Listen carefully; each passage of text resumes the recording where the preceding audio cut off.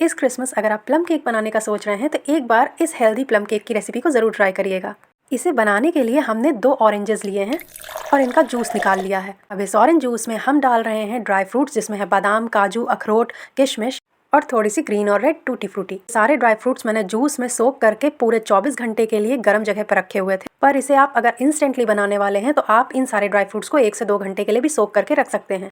अब यहाँ मिठास के लिए हमने 1 छोटा कप पानी लिया है, जिसमें हमने थोड़ा सा गुड़ डाला। आप गुड़ लगभग आधा कप उसी कप से मेजर करके डाल सकते हैं। साथ ही मैंने 1 टुकड़ा दालचीनी का डाला है। अगर आपके पास दालचीनी का पाउडर है तो आप 1/4 छोटा चम्मच दालचीनी का पाउडर भी अपने आटे में ऐड कर सकते हैं। अब क्योंकि ये केक हम आज कढ़ाई में बनाने वाले हैं, इसीलिए केक का बैटर बनाने से पहले हम इस कढ़ाई को धीमी आंच पर चढ़ाकर 15 मिनट के लिए छोड़ देंगे, जिससे कि कढ़ाई हमारी प्री हीट हो जाएगी। और अगर आप भी मेरी ही तरह कढ़ाई में केक बनाने वाली हैं तो किसी पुरानी कढ़ाई का इस्तेमाल करिए, जैसे कि मैं कर रही हूँ। और मैं इस कढ़ाई का इस्तेमाल सिर्फ बेकिंग के लिए करती हूँ।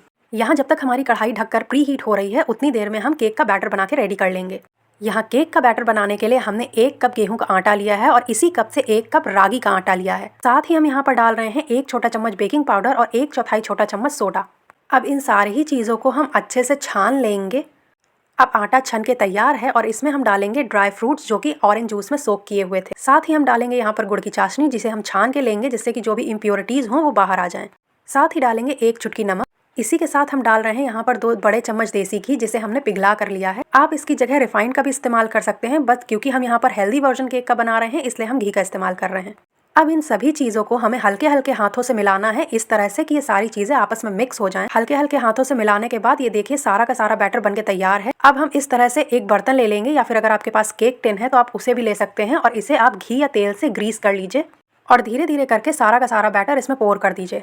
बैटर बनाते टाइम आप एक बात का ध्यान जरूर रखिएगा कि बैटर बहुत ज़्यादा पतला नहीं होना चाहिए। बैटर डालने के बाद इस मोल्ड को आप 3 से 4 बार टैप करिए और उसके बाद अपनी प्री हीटेड कढ़ाई में आप इसे सेफली रख दीजिए। और उससे पहले आप चाहें तो कुछ ड्राई फ्रूट्स और टूटी फ्रूटी से इसे ऊपर से गार्निश भी कर सकते हैं। इससे पहले कढ़ाई में कोई स्टैंड या फिर कोई पुरानी कटोरी ज़रूर रखिए, जिसके ऊपर आप इस मोल्ड को रखेंगे।